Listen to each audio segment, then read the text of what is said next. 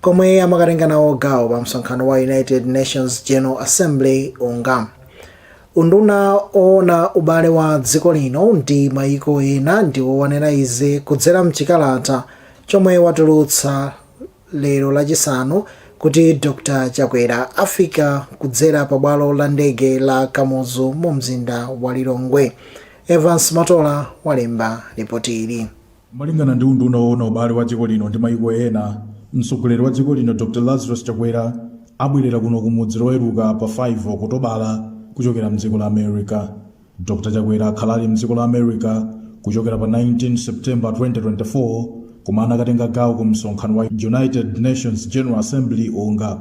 Mwazina potengera ndi zomwe Chakwera alemba pa Facebook, iwo anakumananso ndi akuluakulu a bank pa dziko lonse ndi akuluakulu a bungwe la International Monetary Fund komwe akambirana nkhani zokhuza chuma ndi ngongole. Dr. Chakwera anati anakambirana ndi mkulu wa bungwe la IMF Kristalina Georgieva zamene dziko lino likugwiritsira ntchito thandizo la ndalama yokwana $174 million pansi pa ndondomeko ya Extended Credit Facility. Dr. Chakwera anatinso anakambirana ndi mmodzi mwa akuluakulu ku banki yopa dziko lonse lapansi Anna Jade omwe anagwirizana zofunika kugwiritsa ntchito thandizo la banki lomwe limapita ku mayiko osaukitsitsa. Dr. Chakwera akubwerera kuno ku Malawi patadutsa masiku 7 kuchokera pomwe msonkhano omwe anapitira kwa unga ufikireni kumapeto. Francis Liate ndi katswiri pandale ndipo akulankhula motere. Zizi ndizodandaulitsa kwambiri. Makamaka pa zifukwa zingapo. Kuti maga timaona osati kuyambira Dr. Lazarus Makase Chakwera oga, koma ngakhalenso azitsogolera ngapo amene adutsa mbuyomo. Akhala akumapita ku msonkhano umene ndi unyinji wa anthu. Ni madelegate ena amene ntchito zokagwirako sizidziwika. Komanso msonkhano ukatha. Izizi zikumachitika kuti mtsogoleri wa dziko na amatenga masiku ambiri asadabwerere. Yeti ngati zimakhala kuti ukudziwa chuma chathu chili mavuto kala za chuma, ndalama zimene amagwiritsa kunja nizijati mati forex, ndiye kuti ulendo umene ukamata pamakhala ndalama za nkhaninkhani. Ndine Evans Matola mwa mzati kuno ku Blantyre. Boma lati likupitirira kuyika chidwi pa njira zolimbikitsa dziko lino kuti lizitumiza katundu ochuluka m'mayiko akunja ngati njira imodzi yotukula chuma cha dziko lino. Mneneri ku nduna wa zamalonda komanso mafakitale Patrick Botha ndiye wanena izi pothirirapo ndemanga pa uthenga omwe mzati aona kudzera ku ofesi ya National Statistical Office omwe ukusonyeza kuti dziko lino likugula katundu wambiri kuchokera m'mayiko akunja. Zambiri mu ripoti ili lomwe walemba ndi Benjamin Nyirenda. Polankhula ndi mzati, mneneri ku nduna wa zamalonda komanso mafakitale Patrick Botha wati dziko lino likupitirira kugula kwambiri katundu kuchokera m'mayiko akunja kamba kosowa katundu wambiri ogwiritsa ntchito popangira katunduyi komanso kusayikapo ukadaulo pa katundu wopangidwa m'dziko lino kuti uzipikitsana ndi katundu wopangidwa m'mayiko ena pa mitsika yakunja mwa zina. Iye wati boma kudzera mu ndunawu likulimbikitsa alimi m'dziko lino kuti azilima mbewu zosiyanasiyana zambiri pofuna kutukula ntchito za makampani a m'dziko lino opanga katundu omwe amakhala akukumana ndi vuto losowa kwa katundu wa mbewuyi pofuna kupanga katundu. Iye watinso boma lili mkati molimbikitsa makampani ochuluka m'dziko lino kuti ayambe kupanga katundu ochuluka omwe azitha kugulitsa mommuno komanso m'mayiko akunja komanso kuyikapo ukadaulo pa katunduyi pakuti izi zikhale zikutukula chuma cha dziko lino. Apa iye wapemphanso anthu m'dziko lino kuti azikhala mchizolowezi cholimbikitsa makampani a m'dziko lino omwe amapanga katundu powagula katundu wawo osiyanasiyana kusiyana ndi kumangogula katundu wakunja. Kamazamba za production kugamba kuti tizipanga katundu ochuluka komanso tizitha ndithu katundu uja kumukonza mwa ukadaulo pa Chingereza amati value addition, kuti katundu uja kamapita kunjako azikapanga compete ndi katundu wina amene ali kumene koko. Mawu ake katswiri olankhulapo pa nkhani za chuma Happy Chirwa wati boma kudzera mu ndunawu likuyenera kulimbikitsa makampani a m'dziko lino kupanga katundu wambiri pofuna kuchulukitsa katundu wogulitsa ku mayiko akunja ponena kuti izi zili nkuthekera kutukula chuma cha m'dziko lino. Iye watinso boma lilimbikitse anthu osiyanasiyana amaluso osiyanasiyana opanga katundu powapatsa thandizo la chuma lotukula maluso awo opanga katundu. Pakufunika ndithu kuti boma poyang'ana plan yawo ya 2063 ayang'ane kwambiri ku manufacturing kapena ku production ya muziko muno. Ayang'ane kwambiri kuthandiza kupanga makampani amene angayambe kupanga zinthu zawo muno. Malingana ndi National Statistical Office, ndalama zomwe dziko lino laononga kudzera mukugula katundu wochokera kunja zakwera kuchoka pa 344 billion kwacha chaka chatha kufika pa 549 billion kwacha chaka chino. Malo mwa Mzati kulilongwe ndine Benjamin Kafirangachi Nyirenda. Tione nkhani zokhudza maphunziro. Unduna wa maphunziro walimbikitsa makonsolo komanso anthu osiyanasiyana kuyika chidwi chachikulu pa maphunziro a atsikana mdziko muno. Mneneri mu undunawo Mphatso Nkuonera ndiye wanena izi pomwe khonsolo ya boma la Ntcheu yamanga zipinda 14 zogonamo atsikana pa sukulu ya sekondari ya Shabvari. Zambiri mulipoti la Stella Tengu. Nkuonera wayamikira khonsolo ya boma la Ntcheu ndipo wati unduna wawo ndi odzipereka kwa onse omwe angakhale ndi malingaliro ofuna kuthandiza unduna wawo pa nkhani yopititsa patsogolo ntchito za maphunziro mdziko muno. Iye wati zomwe yachita khonsolo ya boma la Ntcheu zipereka chidwi kwa atsikana kumalimbikira sukulu ndi kuzakhala mzika zodalirika. Ofunitsitsa kuti zikweza maphunziro mu njira zosiyanasiyana kuphatikizapo kupeza malo ogona kumanga mahostel kumene kudzigona anyamata komanso atsikana mdziko muno. Boma pomwe likuchilimika kuti nthandizire kupanga zimenezo silingakwanisa kupanga chilichonse boma palokha nchifukwa madalira abwezi osiyanasiyana ofuna kwabwino amene ogwira nawo ntchito maboma ena amayiko akunja kuti tigwirane manja tithandizire kuti kukweza maphunziro kukhale udindo wina aliyense. Ndipo ife kumva ndife osangalala kuti chapereka chilimbikitso kuti maphunziro akupita patsogolo kuti mtunda umene amayenda ana kuchoka kwawo kafika ku sukulu kubwerera makamaka atsikana zimayika pa chiopsezo chakhoza kukhala usiya sukulu panjira komano pamene ali malo ogonera kumwe mphamvu zawo zonse azikhala ndi chidwi chofuna kuti aphunzire komanso ayike maphunziro awo patsogolo kusiyana ndi njira ina iliyonse. Mawu ake a Irina Pasiya yemwe ndi mmodzi wa akuluakulu a bungwe la Age Africa wati ndokondwa kamba ka mdadatawu ponena kuti zithandiza kupulumutsa atsikana ambiri kupewa mchitidwe oyipa komanso kuwateteza ku nkhanza zosiyanasiyana zomwe amakumana nazo. Kumangidwa kwa hostel imeneyi kuchokera ku Ntcheu District Council ndi chinthu chopambana kwambiri ndiponso chinthu cha nzeru kwambiri. Kuti boma likwanirise zolinga zake likuyenera kuti atsikana ambiri akhale ophunzira, atsikana ambiri akhale otetezedwa. Hostel ndi chinthu chofunikira kwambiri chifukwa atsikana akakhala ku hostel tomwe amaganiza kwambiri ndi sukulu enda amapanga za sukulu zokha pamene akakhala ku nyumba kuja zomutanganizisa ndi zambiri amapezeka kuti makolo akuntuma kugwira ntchito za pakhomo akungocheza kumakumananso ndi anyamataso munjiramuso zochitika ndi zambirimbiri. Mdadada ogona atsikana omwe khonsolo ya boma ya Ntcheu yamanga pa sukulu ya sekondari yoyendera ya Shabvari uli ndi zipinda zokwana 14 ndipo ndalama zokwana 117 miliyoni kwacha ndi zomwe zagwiritsidwa ntchito. Sukulu yoyendera ya Shabvari ili ndi ophunzira okwana 563 ndipo 262 ndi atsikana pamene 301 ndi anyamata. Malo mwa Mzati ndine Stella Tengu. Mlangizi wa boma pa nkhani za malamulo Thabo Chakaka Nyirenda amupempha kuti afufuze nkhani yokhudza kusakazidwa kwa ndalama yokwana 51 biliyoni kwacha ku kampani ya Salima Sugar. Pempho lidaperekedwa ndi bungwe la Center for Democracy and Economic Development Initiatives CDED pomwe ati Amalawi anauzidwa kuti nkhaniyi ifufuzidwa ndipo anthu adziwa chilungamo cha nkhaniyi zomwe kufikira pano sizinachitike. Imvani zambiri mu ripoti la Chifundo Mota lomwe akuwerenga ndi Daniel Dereza.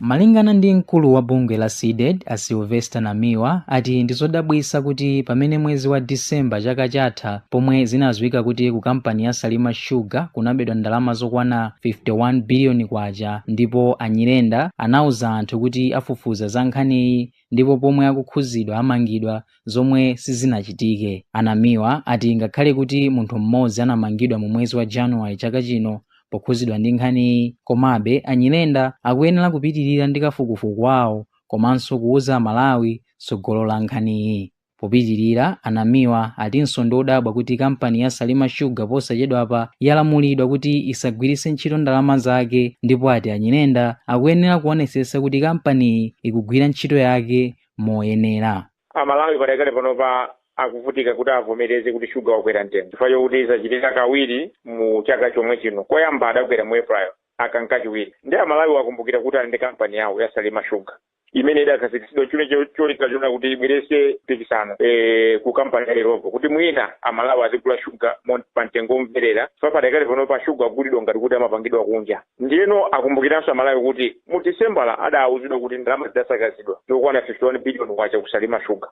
Koma mlangizi wamkulu ku boma pa nkhani ya malamulo Athabo Chaka Nyerenda adasimikizira Amalawi ndalamazo zokwana 51 biliyoni azitolera komanso anthu amangidwa. Ndiye tikukumbukira kuti mu Januwale kunamangidwa munthu mmodzi ndipo apolisi adasindika kuti apeza anthu ena kumene ali ndipo awanjani. Koma kuzafika mmene tinangomva kuti kampani imodzi ayikhululukira ati kampani ya Mountain Meru ati ikakhala mboni ya boma. Kenaka chete ndipo posachedwapa pamene tikudandaula kuti shuga ukwiranso mtengo kachiwiri mchaka chimodzi taonanso akuti kwatengedwa chileso kulesa kampani ya Salima Sugar kugwiritsa ntchito ndalama zake. Ndiye tikunena kuti atione cheno kodi munadamiza mtundu wa Malawi tapita ndichoyambika mukamang'ale ku koti mukaonetsetse kuti kampani ya Salima Sugar isafe izipitire kugwira ntchito zake. Chachiwiri muuze mtundu wa Malawi kuti kodi chifukwa chani muli ndi zikalata zoti anthu ena amangidwe mpaka napano sanamangidwe anongomangidwe munthu mmodzi, ndiponso muuze mtundu wa Malawi kuti kodi chilengezere kuti ndalama zimene matolera ndalama zochuluka bwanji. Kampani ya Salima Sugar ndi imodzi mwa makampani zomwe zikupanga shuga mdziko muno pambali pa kampani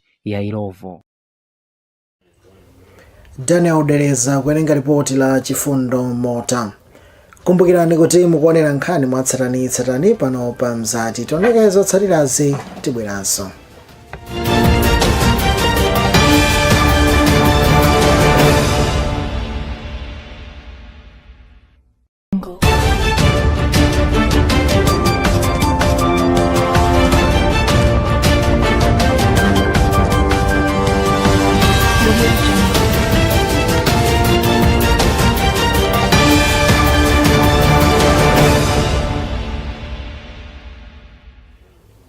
Takulandiraniso ndipo popitirira ndi nkhani zathu. Nthambi yoona zakusintha kwa nyengo mdziko muno ya Department of Climate Change and Meteorological Services yatsutsa malipoti omwe akuyenda m'masamba a mchezo kuti dziko lino litha kukumana ndi vuto la namondwe.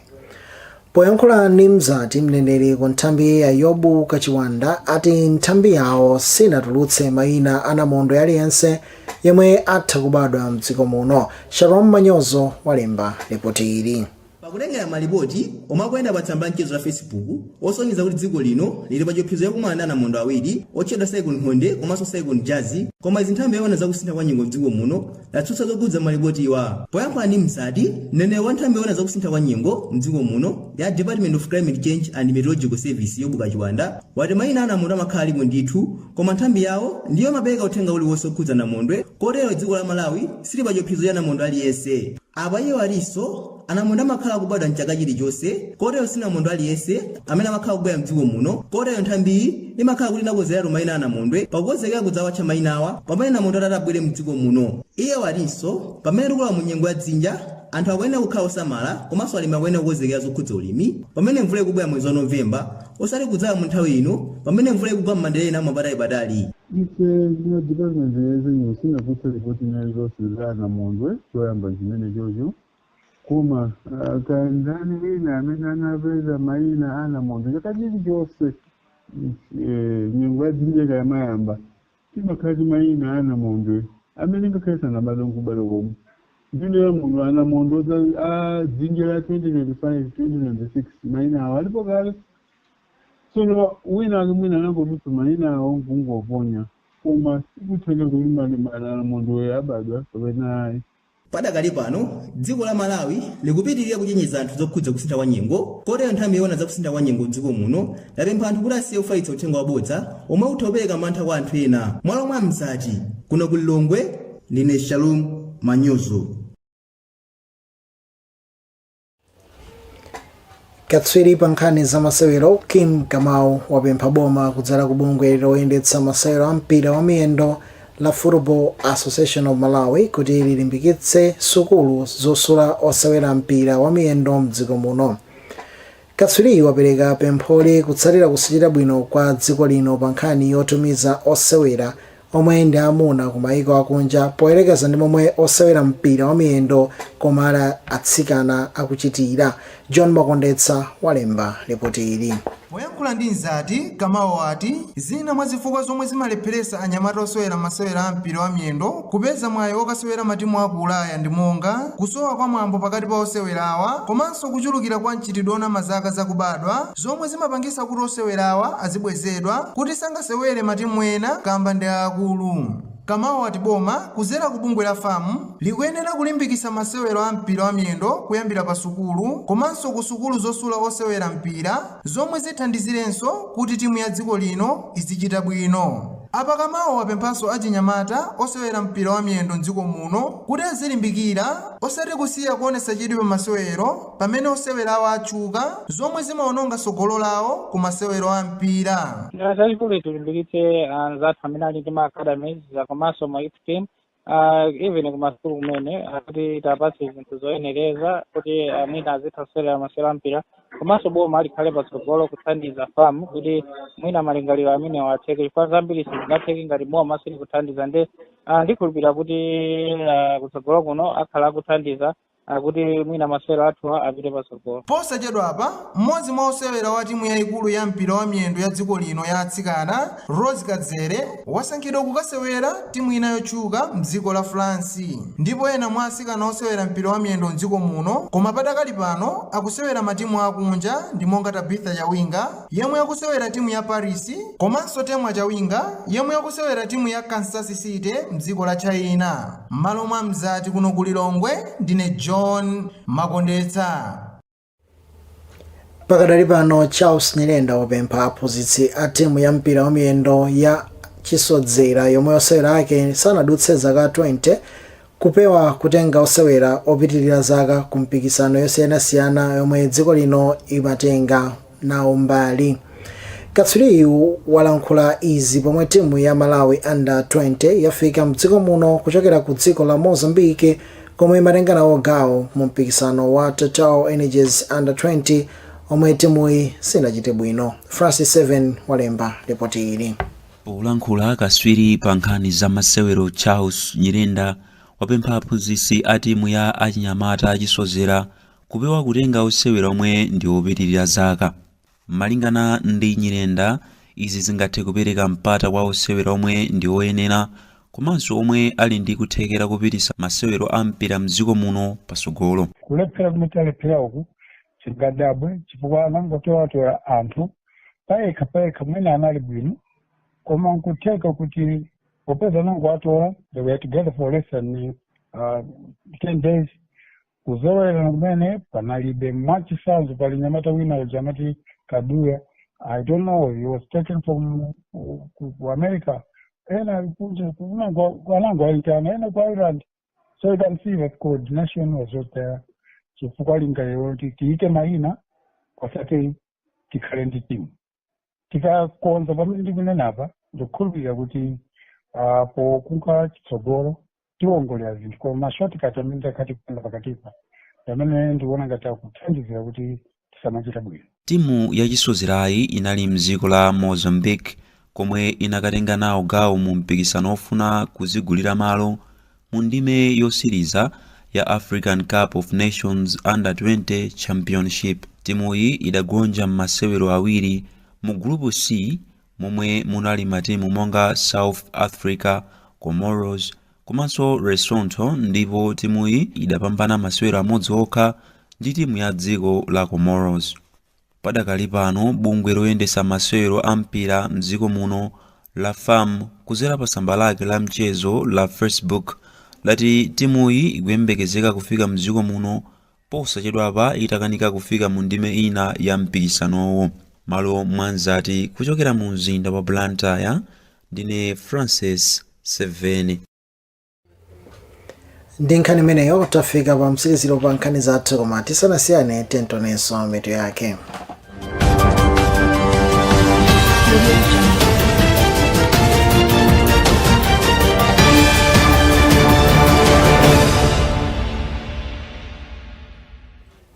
Mtsogoleri wa dziko lino Dr. Lazarus Chakwera afika mdziko muno loweruka kuchokera ku dziko la United States of America komwe anali nawo pa msonkhano wa UNGA.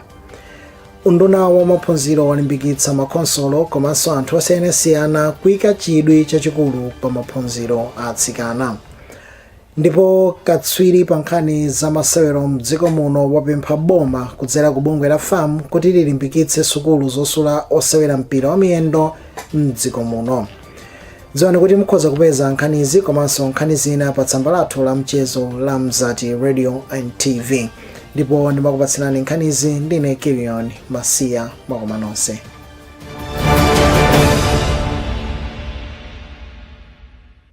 The saying goes that no matter the economy of the jungle, the lion will never eat grass. We need meat to maintain a healthy diet. For quality and tender meat,